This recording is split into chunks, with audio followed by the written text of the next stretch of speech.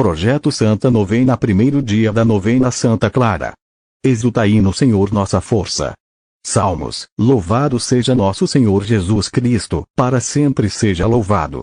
Proclamação do Evangelho de Jesus Cristo segundo São Mateus 14, 13, 21.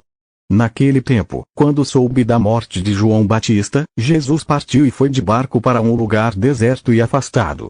Mas quando as multidões souberam disso, saíram das cidades e o seguiram a pé. Ao sair da barca, Jesus viu uma grande multidão. Encheu-se de compaixão por eles e curou os que estavam doentes. Ao entardecer, os discípulos aproximaram-se de Jesus e disseram: Este lugar é deserto e a hora já está adiantada. Despede as multidões, para que possam ir aos povoados comprar comida. Jesus, porém, lhes disse: Eles não precisam ir embora. Dai-lhes vós mesmos de comer. Os discípulos responderam: Só temos aqui 5 pães e 2 peixes. Jesus disse: Trazei-os aqui. Jesus mandou que as multidões se sentassem na grama. Então pegou os 5 pães e os 2 peixes, ergueu os olhos para o céu e pronunciou a bênção. Em seguida partiu os pães, e os deu aos discípulos. Os discípulos os distribuíram às multidões.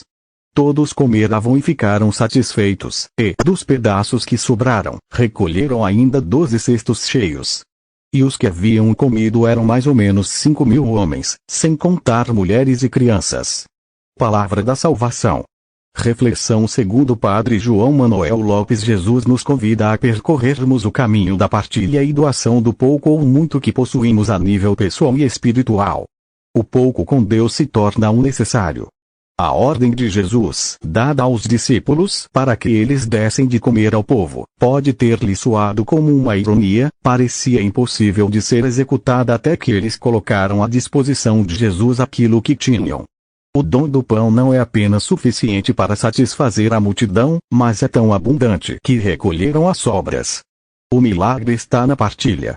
Quando fazemos a nossa parte, a multiplicação é abundante. Deus nunca descansa em cuidar de nossas necessidades. Jesus nunca decepcionou aqueles que o procuravam fervorosamente. Sejamos generosos e não tenhamos medo de partilharmos daquilo que Deus tem colocado em nossas mãos para multiplicarmos. Deus abençoe você. Novena. Em nome do Pai, do Filho e do Espírito Santo. Amém. Oração inicial. Deus, vinde em nosso auxílio. Senhor, socorrei-nos e salvai-nos. Querida Santa Clara, que seguistes de perto São Francisco, na vida de pobreza e no amor ao próximo e a Deus, olhai carinhosamente para o mundo de hoje, tão necessitado de vossa proteção. Ouvi meu pedido e concedei-me a graça que vos peço, com fé e confiança. Como verdadeiro necessitado, rogo-vos que me alcanceis de Cristo a saúde espiritual e corporal, para mim e meus familiares. Sobretudo, peço a vossa ajuda para o problema que me aflige, especificar o problema. Atendei-me, Santa Clara, pela força que tendes junto a Deus e pela fé que me faz buscar vossa proteção. Amém. Oração inicial. Reflexão. Uma voz cantava ao longe, entre o luar e as pedras. E nos palácios fechados, entregues às sentinelas, exaustas de tantas mortes, de tantas guerras, estremeciam os sonhos no coração das donzelas. Ah! Que estranha serenata, eco de invisíveis festas! Aqui se dirigiam palavras de amor tão belas, tão ditosas, de que divinos poetas, como as que andavam lá fora pelas ruas e vielas, diáfanas à lua, graves nas pedras.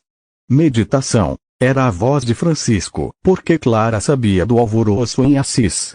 O rico, ambicioso e gentil jovem, filho de um comerciante e rei de noitadas e suntuosas festas, de repente, deu uma guinada fantástica em sua vida.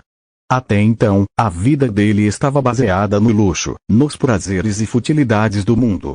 Uns os chamavam de louco, outros de excêntrico. Clara se deixava questionar. Para ela, o rumo novo da vida de Francisco se tornara um espinho de interrogações.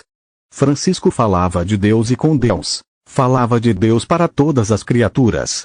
Tornando-se homem / transparência de Cristo, do Evangelho e da mensagem viva de um ideal. Oração final. Após reflexão e meditação, em louvor a Maria Santíssima, rezar o mistério do terço.